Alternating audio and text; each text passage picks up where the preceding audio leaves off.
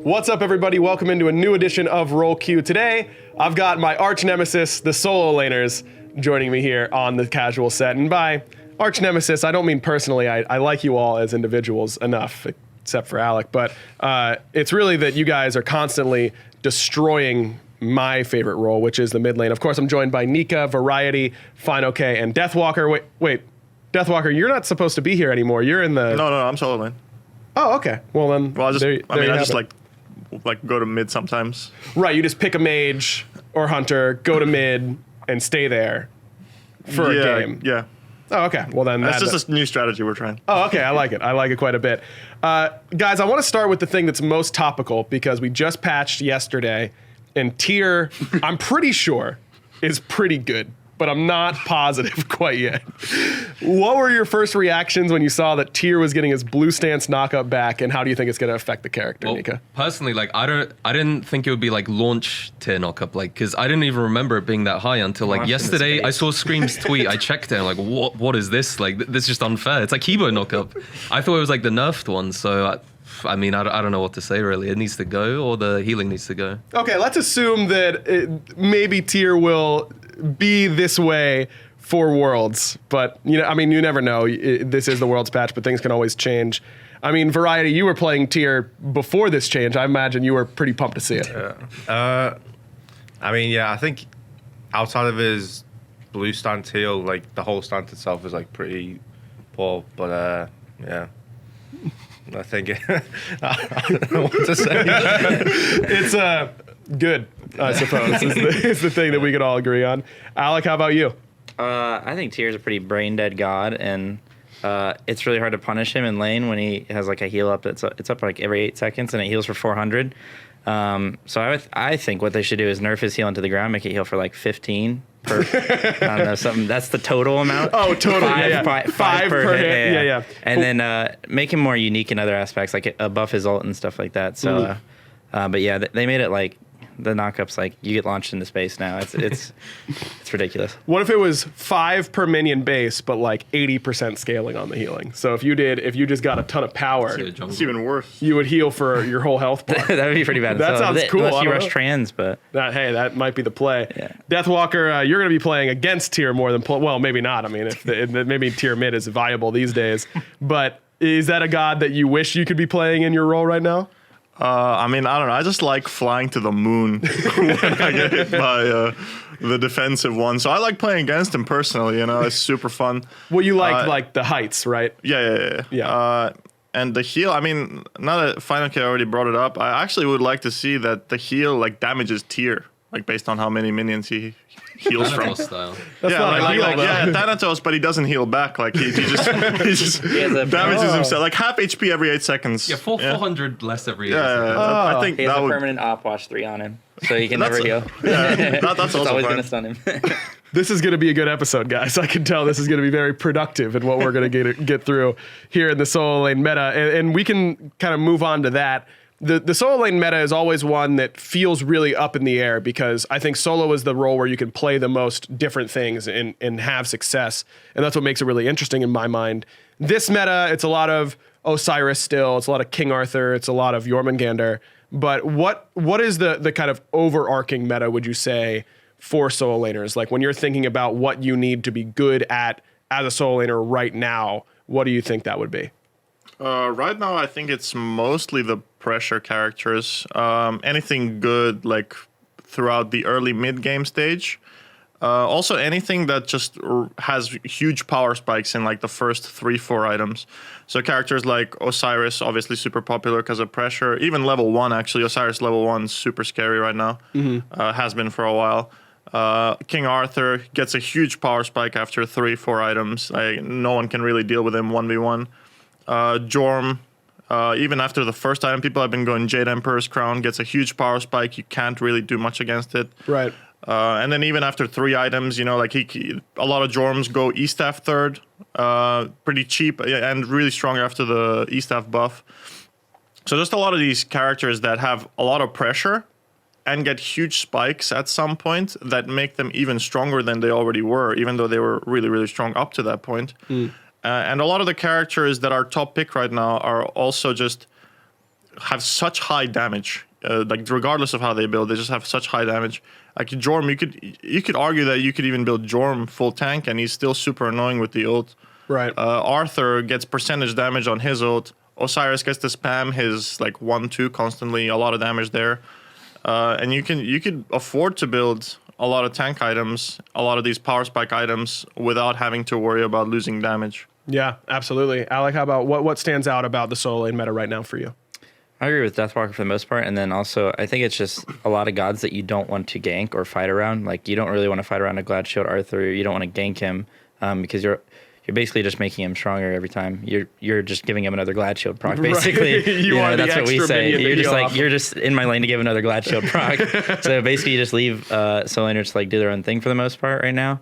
And then also, I think you can play gods that we call it getting loose. You just play gods that can run around and like avoid people and like farm stuff like Vamana, stuff like Thor and stuff like that. So I think it's a combination of just pressure and also like getting to a mid game if you're playing a god that wants to do that. Sure, absolutely. Variety? I mean, I agree with both of them, and also I think gods who have good like early game wave clear, so you can get totem control. Because that's all I hear about from my teammates. Is just when's the next totem? It's actually really important. Yeah. Though. Yeah, it really is. I'm going to talk about Ku in just a little bit. Nika, anything else stand out to you? I mean, I think it's just important that every solo laner like knows their power spikes, like Death said, and like just knowing when you can make impactful rotations, and just like it's always been the same in solo. I think just like knowing the basics of the role and being able to abuse your power spikes and advantages. Yeah.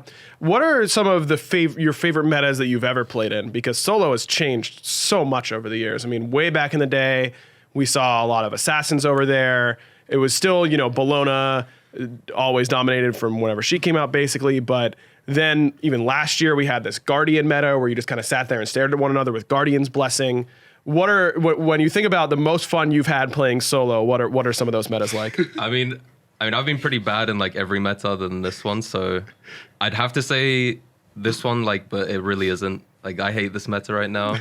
So honestly, Guardian's Blessing meta, I loved it, dude. Like, especially against Death, like we would troll so much in those scrims. Like, instead of Guardian's Blessing, we would just go book a Thoth and stuff like that, and just like, and then like Sobek Baron matchups, like that's a classic. Like, that's an all-time favorite. Like, I think that was so fun. Like, there was always so many like small things that could like turn the matchup, which like people didn't really notice, and I just enjoyed playing those gods more than like these pressure ones, I'd say. I did not expect any Guardian's Blessing meta answer there, but I respect it, I suppose. Variety? Yeah. Honestly, the only reason I'd like tend to agree with the Guardians meta is because I just think their kits in general are just like way more fun than the Warrior kit. Apart from like Arthur, who I think is super fun, and maybe Achilles. But yeah, after playing like Blood and Osiris and Erlang for a few years, it gets kind of boring just seeing that you just Spirit Flail and just, yeah. It was like kind of refreshing to start playing like Terror and like Baron and all that. But I'd honestly say like season 1 meta when it was like Mage solo, at least in Europe, I noticed that Yeah. Mage solo was like a main thing, and like in America it was like Hercules and stuff. But yeah, I'd say maybe season 1 because you could just play whatever you felt like. So Right. Nice save, by the way. Yeah. I got nicely done. Fine. What was some of your favorite metas? I really like the metas where there's like mini games with the items that you have, like Guardian's Blessing meta. I think it was pretty fun. I don't think it was fun in the sense that you could never kill each other, and it was kind of like just like a stalemate lane, and you could literally just play Sobek Kuzenbo and just stare at each other while your team either wins or loses the game on the other side of the map, which actually happened a lot. Like I would scream Benji, and we would literally just play Sobek Kuzenbo. We would literally like let the minions kill each other, look over across the map, and watch the game be won or lost. But yeah, and another example is like Bluestone meta with Bluestone and Deathstone. Like there was like matchup knowledge where you knew that if you like cudgeled the wave plus 2'd it, the Bluestone would like kill off the wave, and then you could like start auto attacking the enemy solo and stuff like that. I think is really cool because it requires knowledge, and it also requires just like a little bit of like a mini game with the items that you buy. So Yeah, Bluestone Pendant was... I died so was- many times on the wave that bleed out. I got the enemy and just archers just Yeah, just yeah. crush you. I'll just You pound take them. aggro as well. Oh, here's first blood. Sorry, guys. My Wasn't bad. even them. It was just the minions. Like it I wasn't also their really fault. like the meta at the beginning of this season before Arthur and Jorm were released, or at least like became prominent that's picks. true, actually. Is that because you could kind of do a lot of things, and so like it was still very pressure oriented, especially with Ku and all that. But I think you could get away with some other picks, and like you also had options in your starting build. You could go Warrior's Blessing or you could go Guardian's Blessing. And I think that was really cool, and there was a lot of variety there. No pun intended. Oh, God. Unintentional. That was unintentional. Well, that is, what, 10 minutes in? Good Lord. Okay, Deathwalker, how about for you? I actually think what finaokey brought up, like the item mini games, that's something I didn't even think about too much, but that was really, really fun, like with Guardian's Blessing. And then like the season 4, mix between Bluestone and Deathstall. Yeah. I actually thought that was really, really fun, especially the Deathstall, the Osiris Erlang Bellona in season 4.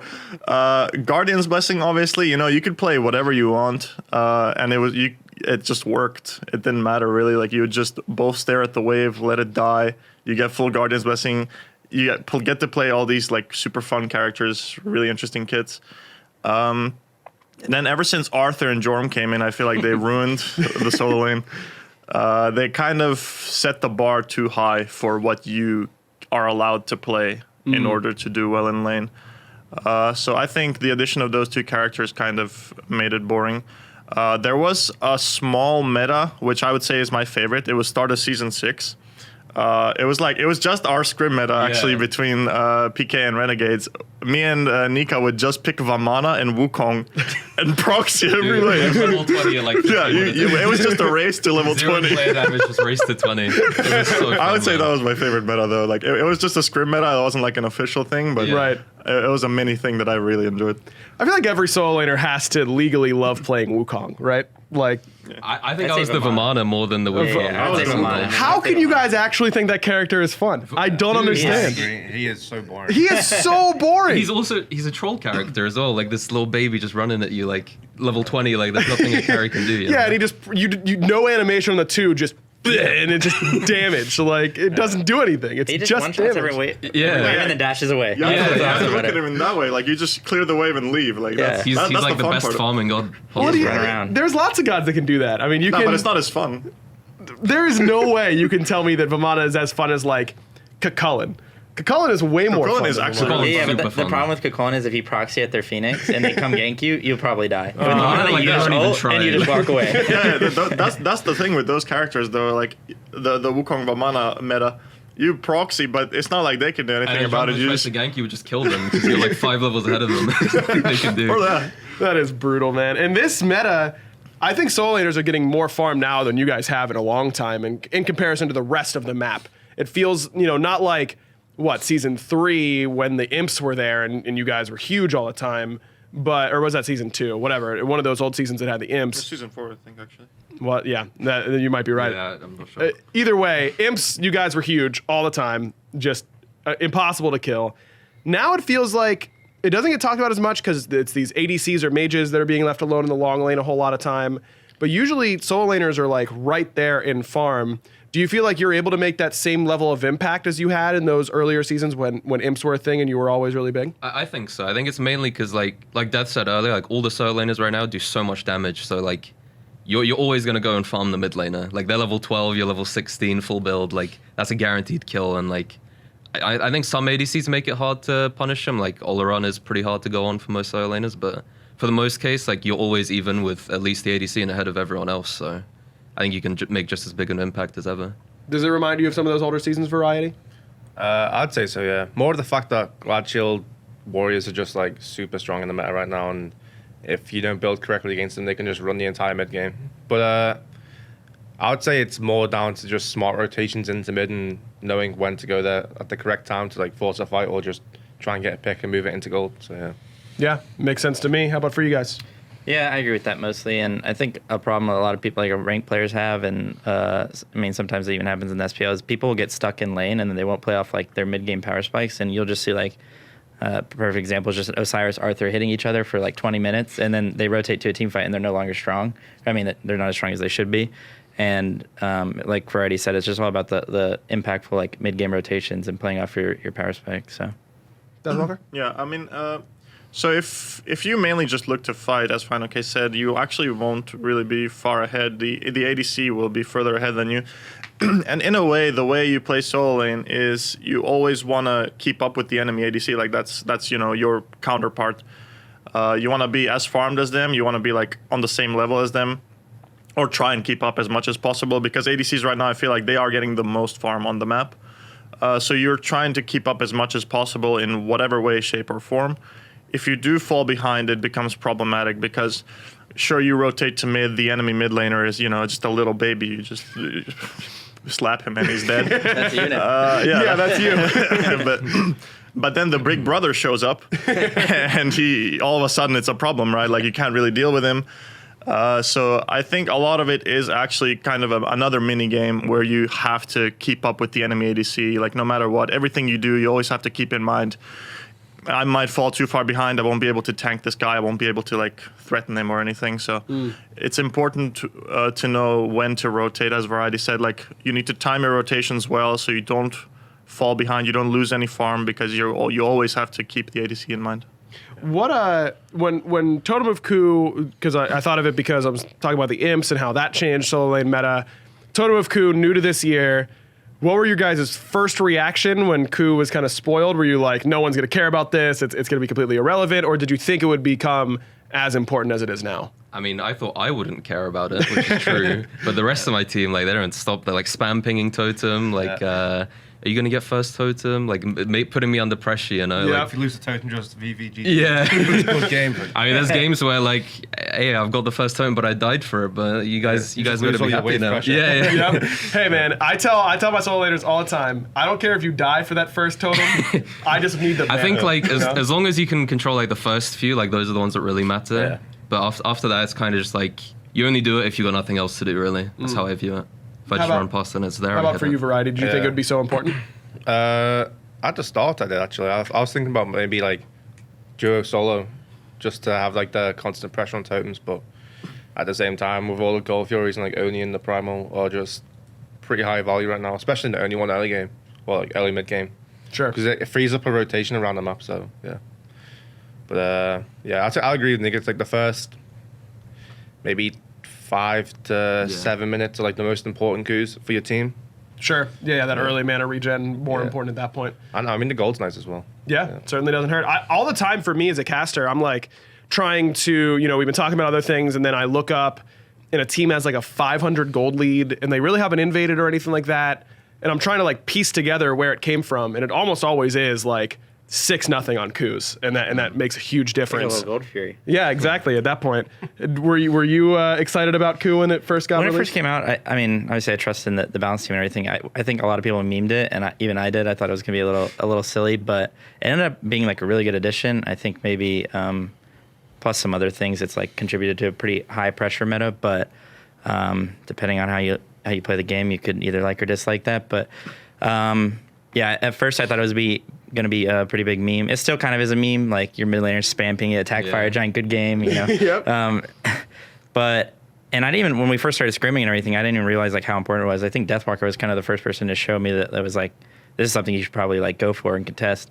And also, I always say this, but in order to get a better perspective from your own role, you play other roles. So say I play ADC or mid and just a casual. I'm wow, I actually run pretty quickly. And if I have totem, I won't run and I can just keep farming. So it's if you, not only does it give you gold, mana, but it allows you to stay on the map more, which gives you XP. Yeah. Because you can stay on the map longer and not have to back.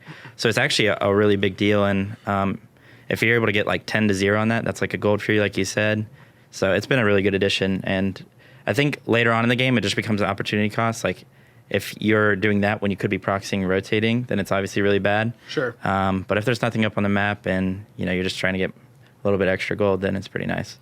Now you're on the receiving end of the Ku buff. Feels pretty good whenever you get it, right? Yep. We always tell Ro to get it. But then he says, if I get outplayed, I don't get it. So you just buy 5 mana pots at the start because you expect him to get outplayed. No, for real though. I think initially when the totem got released, a lot of people didn't really look at it as something impactful because you as the soul laner don't really need it. You already have blue buff, so you're well, why would I even get this? I just get mana for what's the point of it? But the whole point of it wasn't for you to feel better with it. It was for everyone else. As finaokey said, you don't actually get the right idea on the totem until you play some other role, until you actually feel hey, I really need this mana right now. I can't contest mids, or I can't invade blue or whatever. Or sorry, I can't invade purple without this mana. a lot of the times you'd actually time the totems. Like say you're a mid laner's totems up, they're red spawning in 30 seconds. You know, hey, could you get the totem so we can invade red? You know, like there's actually a lot of plays you can make with the totem. Yeah. It's not just the MP5 or whatever, you know, in that tower. Like you could stay in the tower for 10 seconds, leave, go invade red. You know, like it's a lot of XP gain, like when you look at the big picture. And obviously just a goal gain, as everyone mentioned. I do think that the totem does scale too much in HP still towards the end stage of the totem, like 10 to 15 minutes into the game. If you were getting totems previously, which you should be because they're really impactful, they become too hard to kill. They take too much time. And a lot of the times, like, you'd rather just rotate to mid camps or something. Like, you get the totem when it's a 3v3 mid, like, it's not as impactful at 10 minutes because it takes forever for you to get it. Right. And not to mention at that stage, also people already have their mana items, their MP5 items or whatnot. So it's just more impactful for you to go there yourself rather than get the totem, even though you are technically missing out on gold by not getting the totem. So I think if they want to keep the totem, I think they should definitely change like that 10 to 15 minute period. Like maybe give it something more. Like I don't know if power is a good way to buff it, or maybe just less HP, or just something more. You know, like make it scale. Don't make it like the same as it is early game because it drastically falls off. It's the only thing in the game right now that counts as a camp that doesn't scale. Makes sense to me. Talking about this meta and variety, you mentioned that you thought maybe with Ku you might do duo solo lane, and for a while that was kind of happening, at least the very beginning of the game. What was it like when supports first started sharing your few waves? You guys are used to being all alone on your island. Then these supports are coming in and messing it up. Tell me some stories about that. Me and Raph had some great stories of like scrims where he would just like, so we were going to proxy tier 2. We had Bologna, Ganesha. He had Heavenly. I'm like, okay, they have an Osiris, so he's going to like one us and slow us. Just hold your Heavenly till we clear the wave. And he's like, okay, just sprints us in instantly. he like aggro's the wave, like, so I can't bludgeon the whole wave. And then we both just die, and he's like, it's fine, man. Like, you can recover from this. Like, it's fine. I'm just like, what do you mean, dude? Like, you just ruined the game for me. But like, for us, like, we arrived late, obviously, to SPL. And we didn't really understand why everyone was doing these starts. So we were looking at ways to counter it. And like, MSI, we kind of punished people. Like, we'd let them invade, and Cherry would gank, and we'd get kills off it. So, I mean, I never really had to start with Rafa for too long. Like, we found ways around it. Everyone kind of doesn't want Rafa in their lane. Like, it's just like, if he goes towards Fumble, he's like, oh, I'm going to be behind. If he goes to me, oh, I'm going to be behind. And like, it's just like the same story every time. So yeah, I think he said, I think it was Cherio who said that no one wanted Rafa to start with them, so he was like, why don't you just start with me? Yeah. Start with me at speed. That's how that whole start began. Variety, what's it like? What were some of the early growing pains of having Trix tank in your lane with you?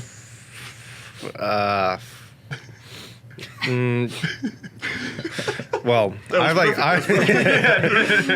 I'd say it's definitely weird when it comes to like 2v2ing in solo, because the blue buff secure just becomes way less different than it was before. Because usually if like they ever invaded in your jungle with Assassin's Blessing, you have like a 90% chance to get it. And that MSI against Renegades, we did the start with the 2-man solo, and we did try to invade the blue after the first wave, or maybe just start on the blue.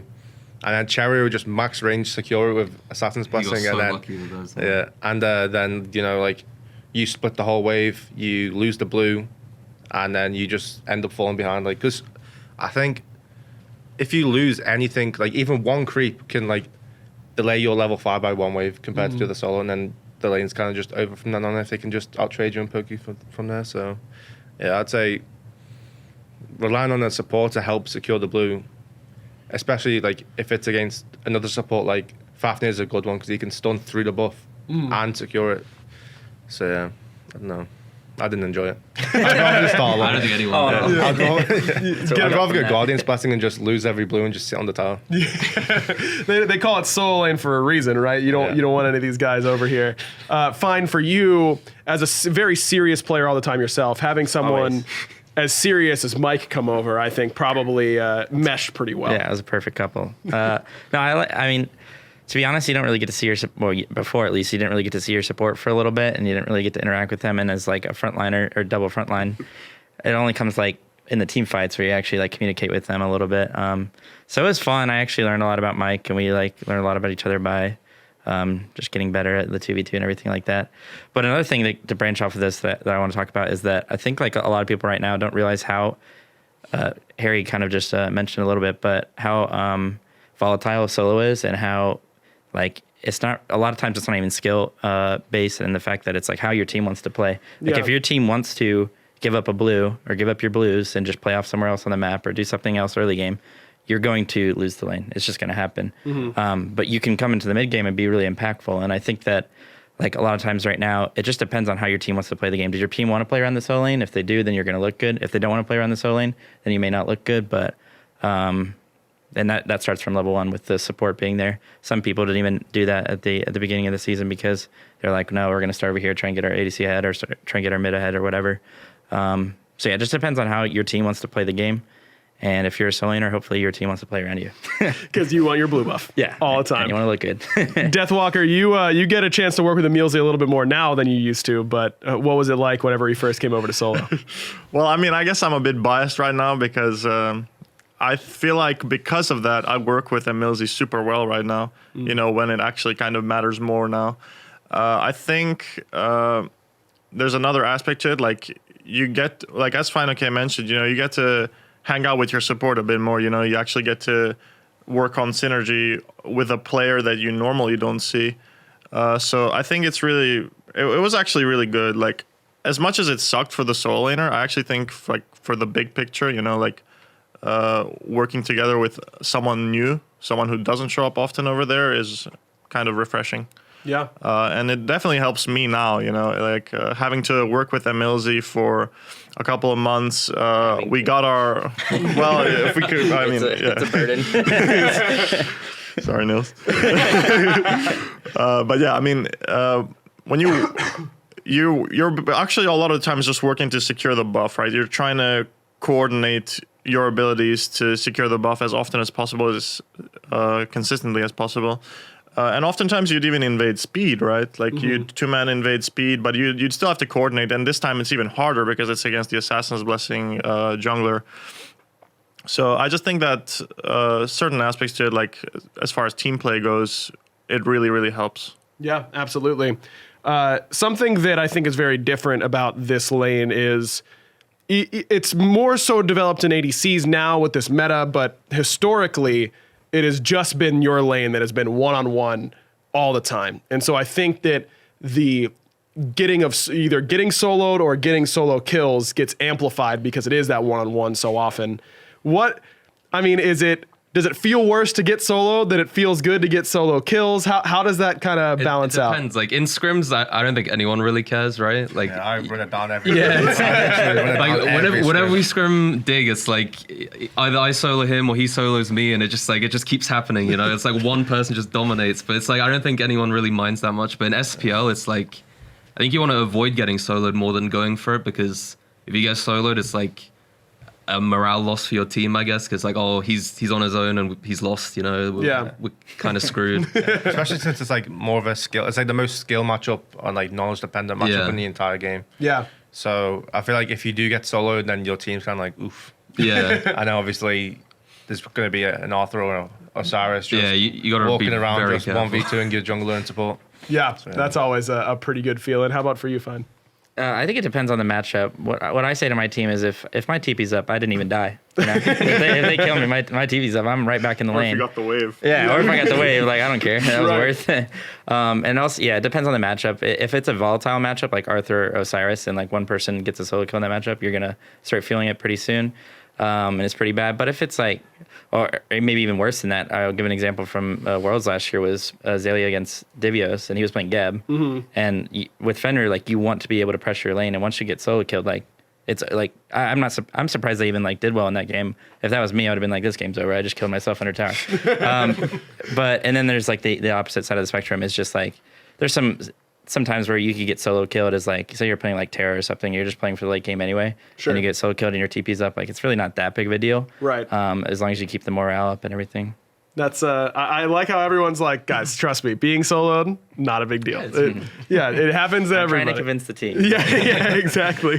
Deathwalker, your thoughts? It is true though. Like getting solo killed, I don't think it matters all that much. If anything, it's kind of a learning experience. Because getting soloed means that something you did throughout the last like 30 seconds to 1 minute was wrong. You just have to like look back at what exactly you did, because solo kills, they're not very fast in solo lane, right? Like first you have to burn through the chalices. Like you also have to like think about the warrior's blessing procs, glad shield, everything. Like you have to dodge abilities as well. It's a very long process, and solo laners, I think it's impressive how easy solo laners recognize, like, okay, I killed this guy or I'm dead. Like both full HP, you know, okay, I kill him now, even though it still takes a while, but you actually do kill him, right? Yeah. So I think even like getting soloed, something you did was wrong, and it's easy to work on that. You know, it's definitely helpful. I think it's more helpful to get soloed than soloing someone, especially in scrims. I mean, if you solo someone in scrims, that really doesn't mean anything. But if you're still trying, you know, like at least you know you did something wrong, like, Sure. when you get soloed. Yeah, absolutely. But say in SPL, I actually think soloing someone is more beneficial than getting soloed. It does depend on the matchup, as Fine said. I think if you get soloed by an Arthur, that is really bad because he can run the game. Or like Jorm as well. It's terrible if you get soloed by Jorm. But if you get soloed by a character that can run the game as much, it's not as bad. And then on the other side, if you have momentum-based players and you get a solo kill in a pretty tough matchup, and it's like you say it's even a close call, right? Like it took a while. That you're even low HP. I think it boosts the team morale more than you getting soloed would drop it down. Makes sense to me. Do you have a favorite solo kill that you've ever gotten? Whether it's in, I mean, SPL obviously a little bit more impactful, but does one stand out to you during your career? Favorite solo kill? You know, now that I think about it, I really don't remember many of my solo kills. I feel like I got soloed more than I swear to God, I got soloed more. I can answer it for you. If you want. Oh no, I remember that one I did Yeah, against you when you yeah. were Wukong. I think I was Erlang. Yep. No, there was one. I was you were Osiris, I was Kabrakan, I think. Yeah, That was at my first like LAN ever. Like, it's the I first time I was in remember SPL, and you played it so well though. You literally he used his Osiris passive to dive me under my tower to walk through my Kabrakan walls. Yeah. So that he wouldn't like die, and it was just like okay. Something I always noticed, I mean, we've seen so much more Osiris play now, but even when no one else was really playing Osiris, I feel like every time we would tune in with you when you were playing Osiris, you were full passive at all times. Do you just not auto attack on that god? Like I do actually manage the passive a lot. It kind of comes with playing him a lot. Like you subconsciously think about the passive at all times. yeah. And a lot of the times, like when I don't have my passive and say I play against Ymir, I feel like I'm dead. But then the enemy forgets that I don't even have my passive. So I'm like, I guess, you know. Yeah. I feel like Osiris is so polarizing between good players with Osiris and bad players because of all the like various mitigation you can get between whether you tethered the right people at the right time or have your passive up. It's like you can either take 1,000 damage or like 400 damage, and it's really just managing the kit. It's kind of crazy. Alec, do you have a favorite solo kill that you've gotten in your career? I don't know. I don't think so. I don't think I've. I swear, none of us remember any solo Yeah, kills. We I feel remember Like, getting come on, soloed. boys. I thought you Like- know, popping off, making a big play on a big No, the thing I stage. remember the most is getting soloed by Nika like twice in one game. Like when I was playing Oh. Kama, you were playing Osiris. No, wait, wasn't I? No, I was you Kama, were you were Kama, Osiris. yeah, okay. I got soloed twice in one game, dude. Like that's the thing I remember, right? Like I don't remember soloing people, you know. Right. I remember you soloing, adapting at his back camps or at his speed buff at Worlds last year. Yeah. Oh yeah, I remember that. Yeah, but I win that trade though. I don't know how they don't know that. Yeah, I think soloing like people in other roles doesn't really count. You Sure. know? Yeah, that's Yeah, true. that's Yes. all I could think of was just selling other soloing zeros under his towers. Like, Yeah, but that I enjoy. because the other roles, like I don't think you would expect them to know your damage as Yeah. much as you would expect another solo laner. Like another solo laner like sees that like from a mile away, like okay, I'm dead. Right. Or you know, like I have to play defensive here because he really can kill me. Even though we're 2v1, like he can kill me. Like solo laners should expect that. So I mean, Maniac was the one that died there, so that was just a really big misplay from him, I think. Yeah, absolutely. Variety, you got a favorite solo kill that you can remember? Don't think I have any. All right. I don't think I've sold anyone. I remember one you did against me actually. Well, okay, a lot of times you played Achilles versus Cuchulainn against me. Oh, that match. That matchup like blows, especially when Achilles was initially released. Like that matchup he was so bad. OP. What makes that matchup so bad for Cuchulainn or so good for Achilles? Well, back when on release, like his passive was so broken for like damage. Like your autos are hitting so hard, and back then, well, I mean, you still max the 3 now, but I think the 3 was more OP back then as well. Yeah, it was way more damage back then. Yeah, it was way more damage. I feel like it was, yeah. And And you like if you can like hold everything, like you can either Cuchulainn jump to stun and chase him down to 3, or he just tanks all your damage and saves his jump for your ult. And even then, by that point, he's in execute range. You have your abilities back up anyway, so you just keep pounding him. And plus, the auto ranges are pretty nice as well. Even though it's the same for Cuchulainn, isn't it? Yeah, it is the same for Cuchulainn, but like you could kind of match it, right? Yeah, I mean, Like he the- just hits hardest, like Yeah. straight. The just hits main harder. thing about that, in my opinion, was like the Achilles 3 is like the most important thing about Achilles, and dodging that is a gamble every time. Like you can't dodge that off reaction; it's impossible. So Cuchulainn relies a lot about dodging damage. He's not very tanky himself. So when you have a character like Achilles where it's a gamble, you know, you jump and then he does on 3, and then you're like, well, I could actually just die here because he still has his ult. Yeah. But if you do dodge it, you know, you could trade back or whatever. But it's way worse for you if you don't dodge than it is for him if you do dodge. Like, it's really not that big of a deal. He'll heal it back up, you know? Makes sense. Nika, you have a favorite solo kill? I don't think I've had many solo kills, but I guess the 2 on death, like, because Yeah. he brought it up, I guess. Yeah, I think It's in that's his fair. mind, so. Well, he brought it up. I guess. Yeah, you gotta slam it home. I swear. So everyone was... you mentioned the one that I sold you. Friday, you sold me. Yeah. Nika, you sold me. I'm the mid laner over here. Are there any solo kills against you that really stand out as like, oh man, that was really bad, or like I can't believe that happened? Against SK, against Scary Bella, I guess. Yeah.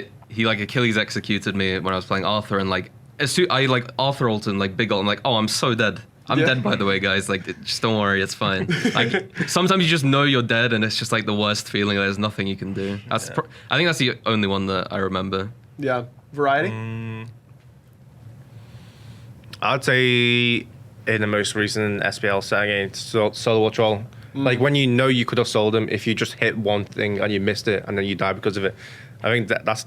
I mean, it's not the worst feeling because you know you should have killed him, but at the same time, like knowing that you should have killed him and you still died, it's just like pretty tilting. Yeah, going from like center to I got soloed. That's like, you know, it's a downswing, but be like, I got him and I'm dead. Like that part always hurts. Fine. How about for you? Or maybe a kill that you could have gotten and then Whirlwind, like Giannis ported a wall and then you went over. And then I only bring that up because I was playing tier on stream last night and Ho Yi did the exact same thing to me, and I'm like, I got this son of a bitch. And just like right over the wall, he lands in place, backs, and someone immediately goes, you got finaokey'd, and I was like, Oh no, that's its own thing now. I guess that's a. I'm just gonna skip that part. yeah, fair enough. But as far as like getting soloed, I've gotten when I first started playing, I actually got soloed a lot. Like we just talked about with Deathwalker. Like literally at our first LAN, he kind of just owned me. Which actually I learned a lot from Deathwalker. He's taught me a lot, so thanks for that. I appreciate that. But I think recently. I got soloed by Benji. I was playing Wukong, and Wukong's not the greatest right now, but Yeah. I was playing Mage's Blessing Wukong, and I literally did 0 damage to him. Yep. And he soloed me from 100 to 0. Because what I was trying to do, I was just trying to avoid him. And I was just like, I'll just knock him up after he like King Arthur ults me. And that didn't go well at all. And I didn't get my ult off. I didn't get anything off. And I was literally, he killed me. I was 0 HP, and he was 100% HP. And it was like... And I was like, yeah, that happened. And then he ran the game, so... I remember looking at your player cam when that happened, and you were just like, Yeah. It was one of those, it was one of those games where it's like you're just testing stuff out in the SPL, It's like Testing your limits. just seeing what you can do. Yeah, So understandable. You got to do it from time to time. Death, how about for you? Well, I already mentioned, I think it was the Nika solo kills Yeah. that were the worst for me. But I'd like to talk a bit about my favorite solo kill. You kind of reminded me, actually, now that you mentioned Benji, it was the world solo kill I got on him. When I was playing Bellona, I was playing Osiris. Yeah.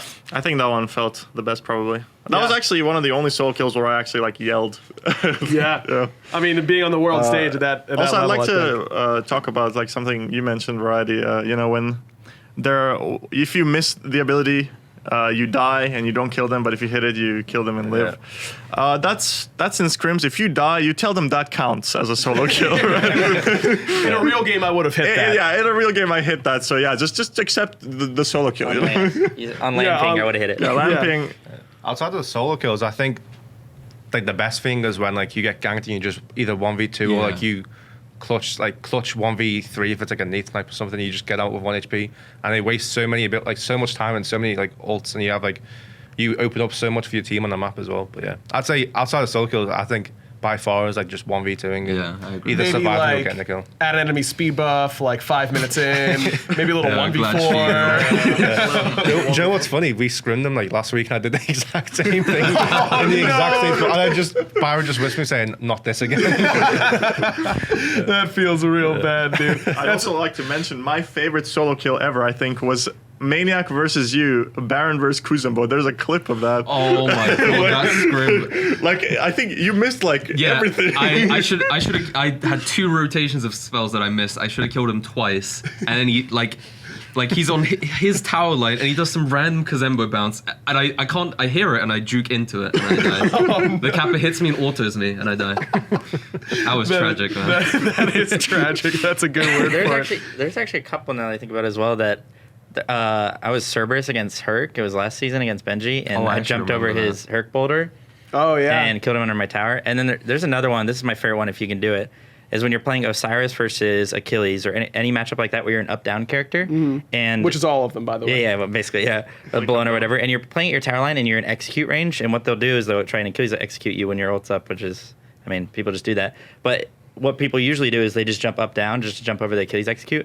But if they're going under your tower, what you can do is turn like 180 and immediately ult behind you. I'm dying. But if you time it perfectly, you'll stun them under your tower or root them under your tower as Osiris, and you'll actually end up killing them. And that's one of the coolest plays you can make. Or you'll die. You know? Yeah, or you die. And then you just say, I would have hit that in a real game, on land ping, and everything goes that well. one counts. Yeah, that one does really count. That's the thing. What are some of your guys' biggest pet peeves? And I imagine, when you're playing ranked, especially with players who might not be as accustomed to that high level play, I imagine it's things like I know the perfect one for this. going straight from not speed to holding blue. blue. Yeah. Holding blue. Yep. Not holding one of the blue. Oh god. I think like right now the worst thing is like when people don't know how to play against invades, and then it just ends up in your blue getting chain invaded, and there's like nothing you can do. It's kind of sad. Like you kind of just give up in you just ranked. don't play the game. Yeah. But other than that, yeah, not getting blue XP, like failed ganks from like troll junglers, when they like kill themselves to the guy for no reason. Like I was doing fine, but then they just ruined the game. Yeah. It's a long list for solo laners, I'd say. Yeah, I love watching, like, I'll be watching one of your streams or something like that, and the jungler goes, gank. Yeah. King Arthur just TP'd back with Glad Shield. He's Full like energy. level 5. Yeah. And he blinked Sir Kettles him on his tower line. You're like, this is never going to work, duud. That's where you just let him die. Like, Yeah, you're just standing there watching, like, I guess. Like, I'm a head out. Like, just not there anymore. Variety, anything besides the blue buff, or is that the big one right now? I'd say that's the big one, to be honest. Yeah. Hold the blue XP. Yeah. I mean, it's actually huge because you don't hit level 2 after the first wave then. Right. And then they just get the wave pressure on the second wave, then they get totem. Yeah. And then your team spam pings you.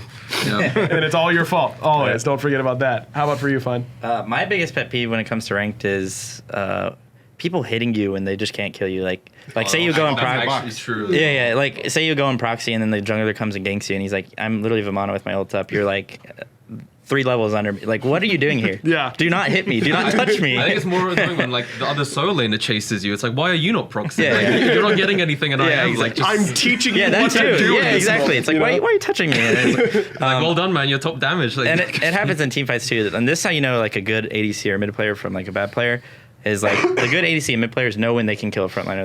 They can turn it and like try and kill them and everything.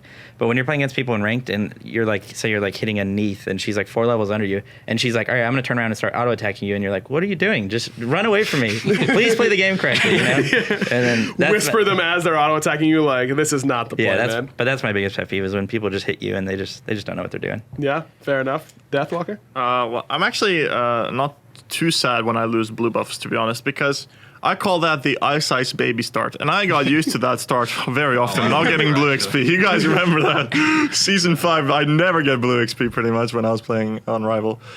So it doesn't bother me too much when the jungler does the blue on his own or whatever. What bothers me the most though is when, especially in a situation where I would win lane, like the enemy solo laner is not doing as much as I am doing. But then the enemy ADC is the Cyclone Spin Olorun, and my ADC is 010. It had 3 items, 010 vote, 3 items in. And then the enemy solo laner, who wasn't doing well, just like dumpsters him. And then like I go on Cyclone Spin Olorun and I die in like 0.2 seconds. Yeah. And I'm like, what just happened? Like, was the game not going well? I will say, as someone, I like playing solo a lot, but I'm really bad at it because my least practiced role. And so I'm like sweating my ass off for the first 6 minutes of the game. Oh, like, you're the we're like, K player. yeah, dude, that's me like trying to get everything perfectly. And then I like, stands I finally look up at the scoreboard for the first time and we're down 4K. And I'm like, what happened? Like, Happens all the time. like I almost man. soloed that guy once. I should be winning the game, right? Like I deserve this. Like I forced him back when he didn't want to. Why aren't I winning? That's always my There's a really experience. easy indication of whether you're winning the game or not. If there's constantly like 3-4 people in solo lane, you're probably losing. Yeah. Like that means nothing the better to rest. do than That means ruin your game. that means they have nothing better to do than to like ruin your game because everyone else is like 5 levels down. Right, they've already taken care of that. They just come do the last thing. With solo lane being the sort of crazy lane where you can do a whole lot of different things, if you could pick a non-warrior god, or I guess it could be a warrior if you want, what are some of the weird gods that you wish you could play more of? I mean, in I already solo? played the Thoth, so Yeah, I guess that's pretty true. happy with that. How much convincing did that take? For Not your much team? actually. I think I played it like twice in scrims. I actually took a lot on game day. Like, so we were like, yeah, we can just flex the Thoth. I'm like, no, like I really want to play. Like, trust me, we'll win. Like, I'm 100% sure. And then like, I was first picking, so I wasn't gonna trade anyway. Like, yeah, that was mine for sure. Like, but I'd say just mages in general are like what I'd want to play the most. Like Baron. Yeah. I'd love to see Baron back. I know you would as well. Yeah. But yeah, just mages and carries I think would be the best to see. Probably some like Neath solo would be nice. Oh, wow. And carries. I wonder where you could play that. Variety? Anything that you wish you could play all the time? I'd say Giannis. He's by far the best mage. Not the best, but the most fun mage. He is very fun. I can agree with that. I will say that everyone who doesn't play mid, yeah, a little bit, every once in a while. Everyone who like moves to mid, you haven't fallen into this trap yet, but everyone goes, oh, I'll just play Giannis. I can't die. The character's OP. He one-shots everyone. Yeah, I one-shot everybody. I go through all these walls, and then they almost always feed. Yeah. Panic Cat had the best debut Giannis performance, and he still intent fed a couple fights. Like that's just the way of the road. It's a weird character. I like the Raijin mids, like the yeah. wait for the enemy blue to spawn, Yeah. Raijin behind the wall with spear, two-shotting you. That's what I like. Yeah, that's has that been working out for you with the Raijin pick, or Yeah, I mean, just maybe let us when we know? pick Raijin, pretty Prime just takes over, it's Yeah, fair enough. The prime channels through you. Ryzen solo's Op though. If you Yeah. go full CDR with Dude, I'm Genjis, telling my team, like, if you get your you've been passive right. up, you literally use your abilities like all of them in like 5 seconds, like 4 separate times. And then Genji's as well. Get hit by a magical, like, Exactly. by accident. Oops. Oh, no. And then get another set Oh, of my spells in there, are dude. up. I do have another question that kind of branches off that, but we'll finish with this one first. What kind of weird? You played Artemis in an SPL set, so I don't know if there must be some. The only really reason I weird did stuff. that was because I played every class up to that point. And Artemis I is saw just the somebody say best, that, and I was naturally. like, that sounds good because it was LG and they were pretty bad last split. And they got a lot better. won. I mean, they literally beat us. So, Yeah, I guess it's true. but I really I think Assassins are really fun to play in solo and stuff like if you could play, like if I could play Circuit again, that would be really cool. Maybe I will, but maybe I won't. No. Yeah, you popped last time, that's for sure. Deathwalker. Yeah, it was against us that he Yeah, what were you? Were you like, this Circuit solo must suck, right? No, after the start, I was like, no, this is gonna probably dominate.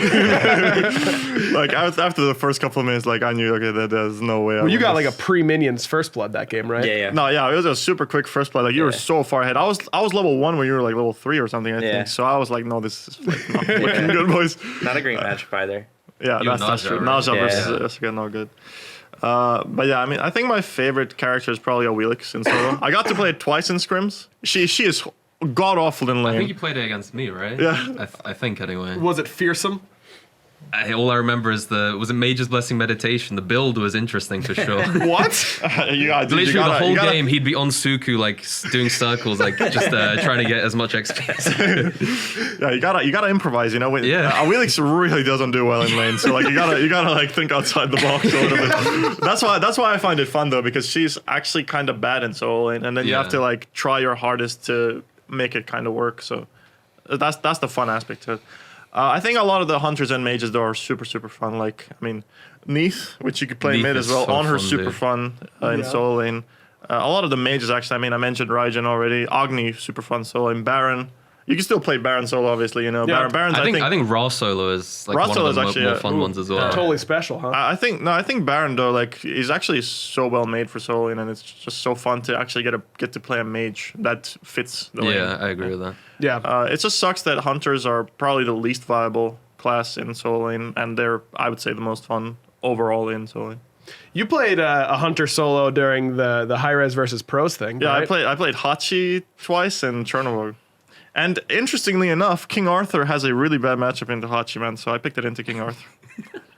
Okay, I'll take your word Also, for Athena I'll write that loses. down. Also, Yeah. Athena loses to Chernobog. it. Okay. So Sounds like hunters are good. there's just there's like super specific matchups that work in the hunter's favor. Who do you think here on this table tries to convince their team of a weird pick? Like you had to try and convince your team Thoth. to let you play the Thoth. I mean, I imagine like Variety. I don't see you trying to convince your boys to let you If play. you saw scrims, You would change your mind. Oh, maybe I'm wrong. I mean, is that just something that every solo laner goes through? Like, trust me, man. I think so, yeah. I think eventually you get bored of playing like the same Glad Shield gods and like even if it's just for one scrim, you want to have some fun, you know, like let loose a bit. I do think it's just this season's problem, though. Yeah, I agree with that. Because I mean, as I said, like way back at the start, like the characters that got released this season set the bar so high. Yeah. Sure. So you're only limited to like a couple of picks, you know, that work well. So whenever you get to play something like that, like a hunter or an assassin or whatever, like it's just fun. Yeah, I guess so. Plus, my philosophy is if my team's going to lose the game in the first 10 minutes anyway, let me play something that is at least fun, Yeah. like Bancroft's Afro or something. You know? I think it's easier on my team as well because like we play so much random stuff as well that like I'm more likely to get to try something at least once. So I don't think I've had much issue like convincing them. Yeah, if you could sell Cherry on, yo, Cherry, if I play this, then you can play Cabrakan. Dude, that's actually no. It's like so Cherry always spams like Anher in jungle, right? And I'm like in ranked. I'm like let me play Toth like against Yorm. It's OP against Yorm. Trust me. Like you can play Anher. Like I'll support it fully. And then it's like you get one on your side, and then you talk to Dardas and get some more on your side. Slowly. the politics of It takes the some inner time to workings. build up, you know. All right, fair enough. I like it. One of my favorite parts about these role cues is when I have you guys describe each other's play style or what kind of stands out about each other and what they do in lane or things like that. We'll start with Deathwalker because you have to keep it fresh in your mind because you're not playing against him Already forgotten. in the solo lane there anymore. Come on, dude. Alec, you said you learned a lot from Deathwalker and playing against him, that kind of stuff. What was it that you learned from him, and what did he really excel at? When I first started playing, he taught me, he didn't really teach me that much because I only got to play against him. I played him against my first lane ever. When I first joined the SPL, I played against him. It was a qualifier lane, I think, for DreamHack. I think we played them, something like that. And it was in a finals that it was just for seeding to go to DreamHack. That's all it was for, I'm pretty sure. But we played them, and he dominated me in lane, like completely owned me. He soloed me, I think, in 2 separate games. And I learned a lot from that. I learned a lot like from watching his stream, obviously scrimming against him. Then we played him at DreamHack again, and I'm pretty sure he sold me there. And I was like, that was my first LAN ever as well, or first live event. And yeah, I've learned a lot from how to play lanes with because of Deathwalker through like scrims, through those games, through streams, everything like that. But also I'd say that Deathwalker is like the only solo laner, except for maybe like Divios, who like can like dictate a meta like with how he like plays and how he does everything and how he like builds and everything like that. I mean, Mystical Male Death Toll is kind of his thing back in the day. So yeah, that's pretty much it. Yeah, absolutely. Variety, you've been playing against Deathwalker for a while. What stands out about his play? I'd say the biggest one was probably the Death Stall meta with like Osiris and Blown and all. I think back then I wasn't really a fan or like knew how to properly play the early lane and like how to trade effectively.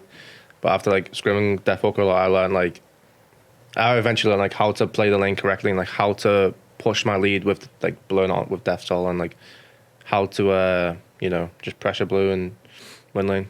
Yeah, absolutely. Nika? I'd say Death's like the solo laner I've had like the most fun with in scrims and stuff. Like we're always having like these mini metas and stuff, and like it's like and just like the other two said, like he's the best with pressure picks, I'd say.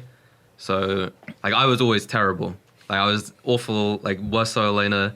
So like every time I got to scrim against him and like play against these pressure picks, it's like you always pick something up and like you can add it to your game, and like he was always the best of those pressure picks and like pushing his leads and stuff. Yeah, absolutely. I mean, the meta totally was defined by those picks.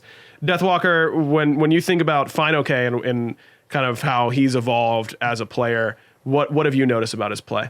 Well, first of all, I think you and Nika both, actually, I guess I'll say it right away, are, I think, the most improved solo laners of, I would say, Season 5, even, like Season 5, 6, right? Like in Season 4, I mean, as you said, like it was like your first lands ever. You got, like obviously, like it happened to me too, right? Like in my first land ever, we were like, we had one win. Yeah. In our group stage, and everything else was a loss. I don't even know how many games. Like we lost so many games. So you built Frenzy Chalk when Hog was still a thing. I was genius though. It wasn't. but I like your first ever LAN is always, I feel like, gonna be not too hot, Yeah. Or like regardless of even if you perform too well, like you're still probably not gonna win at your first ever LAN. Or at least odds are you don't win, Right. like there's a chance. So I think going from Season 4 then to Season 5, 6, like you are definitely one of the most improved solo laners, and I think it got to a point where like I even like copy what you do, like I feel like you were the one that figured out the Glad Shield Blackthorn thing. I didn't believe in it at first, but then I started playing it and I was like, yo, this is actually really, really good. Like you were the first one that brought out, I think, Achilles against when we played against you guys. You played Achilles solo. Like all I did at that time, like at that early in Season 6, was like Bellona. So it was something I was comfortable with, but it was not something that I knew was good. It was something that like always works kind of to a certain extent, because I feel like whenever I don't know what to play, I play Bellona and try and make it work. Sure.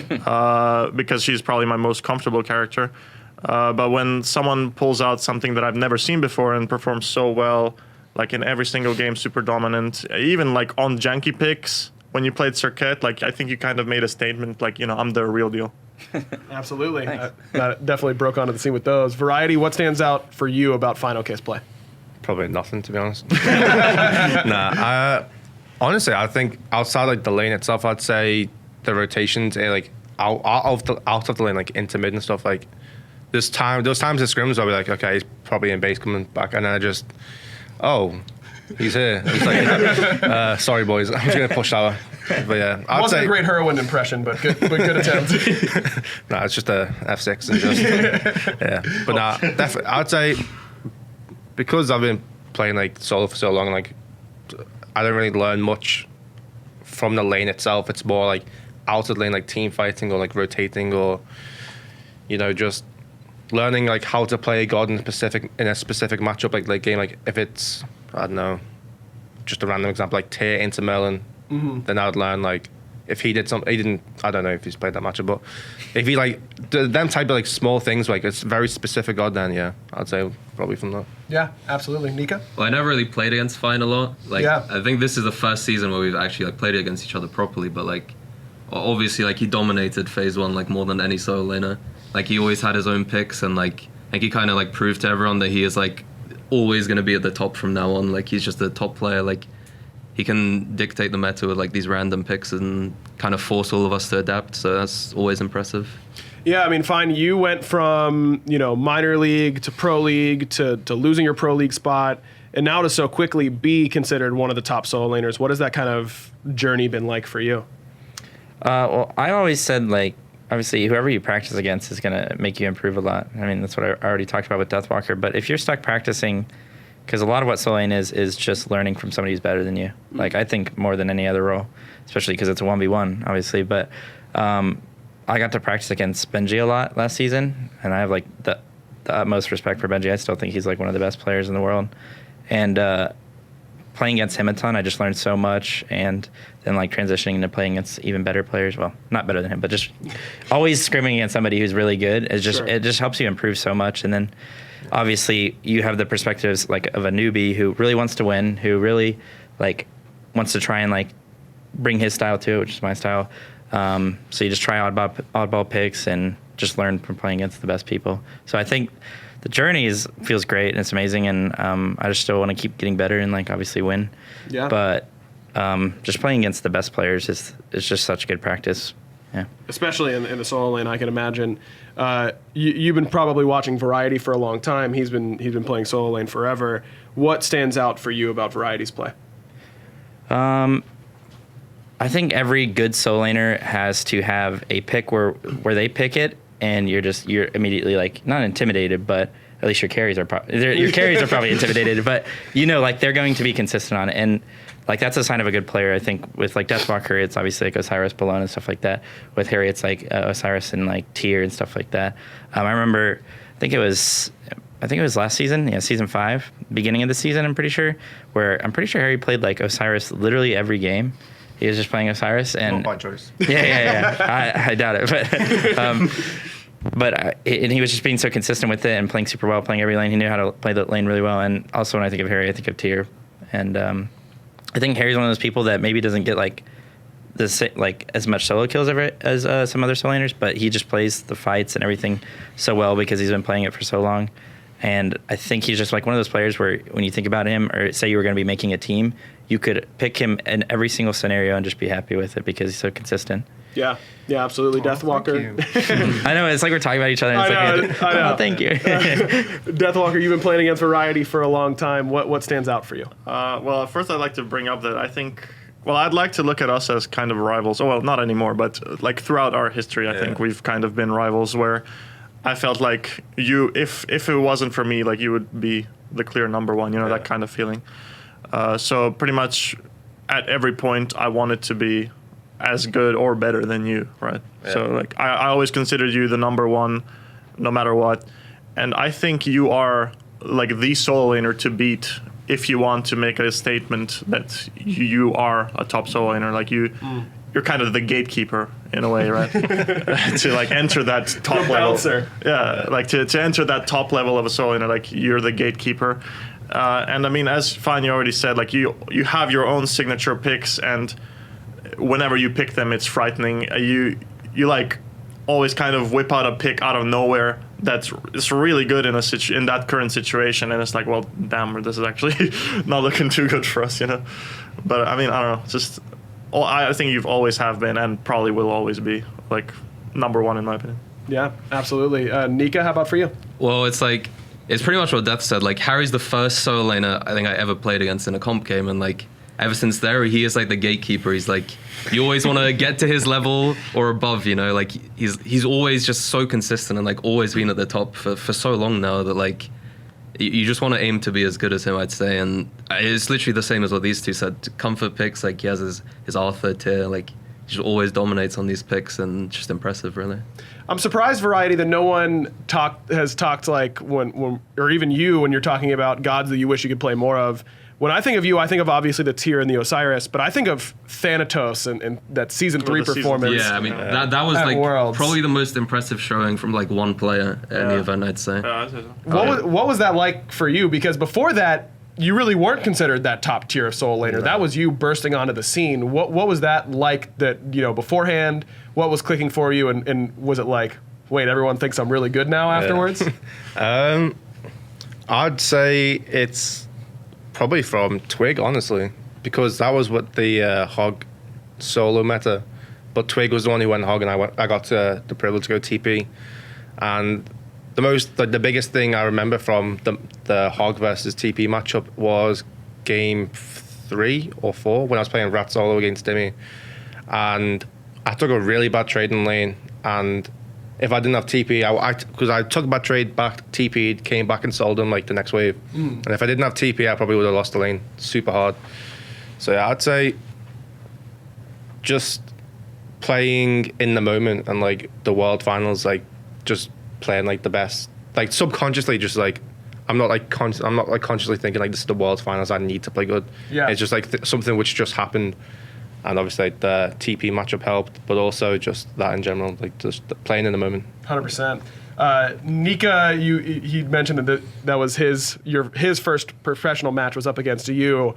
Nika also, I mean, everyone's kind of talked about it where at first struggled a little bit, has really risen though this year in particular, I think. What have you seen from Nika throughout his career? I've seen a lot of bad stuff at the start. I'm not gonna hide it, dude. We've all been there, but yeah, I'd say the general like uptrend of improvement, and I'd say the most telling thing of what a good solo laner is like not how hard you can win the lane. Like if you have a good matchup, you're gonna win the lane. Like it doesn't matter who you are and who you're against. Like it can be a bad solo versus a good solo player, and they will win the matchup just simply. They'll win the lane just simply because of the matchup. I think what makes a good solo is how little you can lose the lane in a bad matchup, and I think that's Nika's like most improved thing is in a matchup where he shouldn't be winning, he can like stalemate the lane and just not lose as much as like other players would. So yeah, definitely that. Huge deal for sure. finaokey, how about for you? What have you seen from Nika throughout these last few years? He already mentioned it, but we haven't played against each other a lot. But I would agree with Harry. I think when I think of Nika, I think of a guy who can lose the lane. Graciously. Yeah, graciously, basically. He can, but not because he's bad, but because his team's either not playing around him and because they decided to play elsewhere, or because it's a bad matchup, or like say he randomly got his first blue stolen. Like he's probably the only player that I know that probably doesn't care about his blue that much. That's not true. Though. Maybe he's been conditioned into not. Stereo, that is not true. I'm just gonna say before my team roasts it off, though, like, from a exterior it might look like perspective, that. But. it looks like he's at least being conditioned to not caring about it too much. But I think he plays around it really well, and that's what basically what I mean is that he can kind of just play around not having a blue and like getting totems and stuff like that, at least this season, and that's kind of all I have to go off of. But he's definitely, like everyone said, he's been improved a lot just from a viewer's perspective of like SPL and everything. He went from, obviously not even in the SPL to being on Mouse last season. Yeah. Mm-hmm. Mouse and doing pretty well, and obviously not anywhere near where he is now. Jeez. But yeah, he's improved a ton, and I'd say that like me and him are probably two of the most improved solos. No doubt in my mind. Deathwalker? Well, I think Nika is probably like the most fun solo laner to play against. Like when I play against you, Harry, or you, Fine, it always feels like a competition. I kind of have this rivalry mentality, I guess, against you guys. But against you, it's not really like as much of a rival. It's more just like we're having fun in lane. And I think the way you play, like it meshes really well with your current players. I think you guys are actually, playstyle wise, just super well rounded as a team. I think, as Harry, you said, like he loses lane well. Like he doesn't lose a lot when you lose lane. And you get to play a lot of these characters. Well, Jorm, Arthur, but you even outside of that, like you would play a lot of not very like bully laners. You'd play a lot of low pressure picks, and you'd still get away with it. Like you'd find a way to not lose much, and you find a way to make it work. And then when you rotate over the fights, you obviously have this character that is just super impactful for that.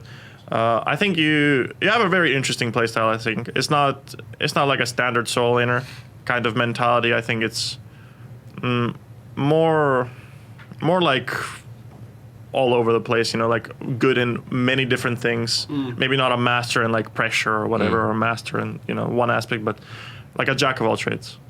Yeah, I think Nika. I imagine if I'm putting myself in your shoes, no one's immune to the public noise and the criticism that you'll get from fans and casters and other players and that kind of stuff. Does it feel good to be recognized and to have ascended to a level where you thought of as a top player? I think it feels better for myself rather than others, like, because I've always known I was never one where I'd like, even if I played bad, I wouldn't be like, yeah, I'm insane, like I always knew I was like a bottom end player, like finally being able to like I consider myself like at the top now, like I think I've improved a lot, and like I think a lot of that has to do with like playing against, like in EU, it was always like the most stacked solo laners, and like always getting to practice against them like helped so much. And like all of it's led to this really, and I'm just looking forward to keep playing at this level. No doubt. A couple quick follow-ups before we let you guys go, because it has been going on for a while. It's been fun talking to you guys. Variety, Deathwalker mentioned that he really viewed that you two had a rivalry these last few years in the European side of things. Did you agree with that? Did you feel the same way? Yeah, I definitely agree, because I think Deathwalker wasn't really on the scene until season 3, was it?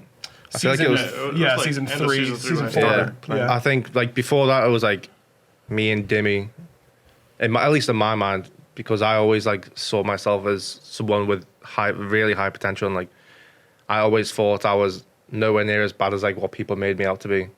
So yeah, I'd say like it was like me and Dimmy, and then after season 3 Worlds, I think Dimmy kind of just fell off a bit as a player. Maybe like he just wasn't enjoying the game. Like I don't know why, but I'd say Deathwalker definitely took over Dimmy's spot in my mind to be like, if I'm not beating him, then he is better than me. Like I remember at the start of season 5, I was popping off in solo and scrims. Like, I mean, it's only scrims, but at the same time, like I said to my team, like I don't want to scrim any other team. I just want to play rival because I want to play against Deathwalker, because he's the only person who will give me good practice in like the lane and like how to play the game properly. Interesting. And another thing that you mentioned is that you brought up Captain Twig, and Twig is like the solo laner power-up machine. I mean, every solo laner that guy plays with turns out to be really sick, like really, really quickly, it seems like. So we could either talk about him in particular, or what are things that junglers do that really help you as a solo laner? Like, what do you really want your jungler to be doing for you? Well, I'd like to talk most about how Ice played it. Adapting as a different playstyle, I think it's a little harder to play solo in with adapting in my mind, because he's more of a carry player, right? Like you have to like mold with him a little bit more than you would have to do with someone like Ice. Ice does the opposite, right? Like he kind of has that Captain Twig Cheerio playstyle, but with a little spice. Like I think he's a really, really good mixture of the two playstyles of like a carry and a support jungler. You'll oftentimes see Ice be behind like the enemy jungler a couple levels, whatever, how much gold. But everyone else on the team seems to be ahead, right? Like the solo laner that Ice is playing with is ahead. The mid laner is also getting more farm, stuff like that. I think a lot of it has to do with like mentality wise, how much farm are you willing to give to someone else? Like how comfortable do you feel with you being the one behind, as opposed to you being further ahead but someone else not being as ahead as they could be. I think it really, really helps when you get to do back camps on spawn as a solo laner, or like say you even solo your blues, you solo every wave. It really helps as opposed to when your jungler does the backs on spawn, when your jungler shares blue, shares waves, stuff like that. It's mostly, I think, down to farm, like how you split the farm.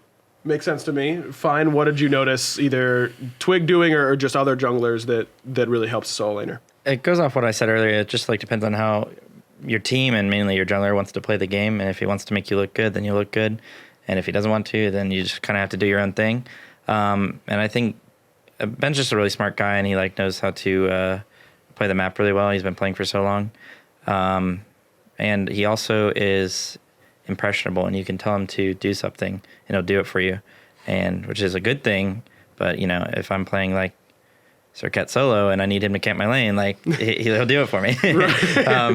So yeah, I think Ben just like I think that he wants to mold himself around the team a lot, and similar to like I'd say people like Cheerio, and he's kind of that jack of all trades when it comes to the jungle. So yeah, absolutely. Variety.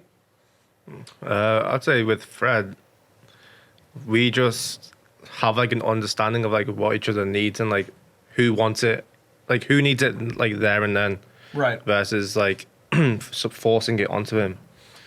I'd always like, I don't know, we just get on like super well. I think this is gonna be like the end of like coming up to 3 years with Fred now, and I don't think we've ever like raged or like said anything bad to each other. Like if one of us messes up, we just be like, yeah, it's fine. We like, because I know 100% the next time around he's gonna perform it well, or I'm gonna perform it well. But yeah, sure, absolutely. That's Nika. I mean, I've teamed with Cherry for like nearly 3 years as well now, and like every time he just makes it so easy to play late game, mainly because he's usually the one going in first, which lets me play more of like a backline diving like a lot easier, because they're like all focused on Cherry. Like he might be dying a lot, but at least he creates space for like me to like clean up, and I think he also just has like a good understanding of like when to help every lane.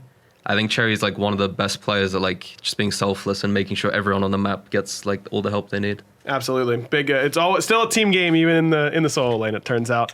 Well, guys, I was gonna say, yeah, go ahead. Since we all compliment each other, should we be honest now?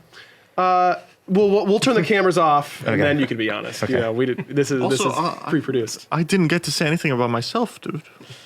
You want to talk about yourself, Deathwalker? No, I'm done. I'm done. All right. Well, he doesn't want to, guys. I'm sorry. I wanted him to, but he didn't. Well, I'm a want mid to. laner now, so Right, you I actually can't talk about Yeah, this. exactly. Understandable. Thank you very much, guys. I think it was a great episode. Thank you guys for watching, and we'll see you next time here on Roll Q.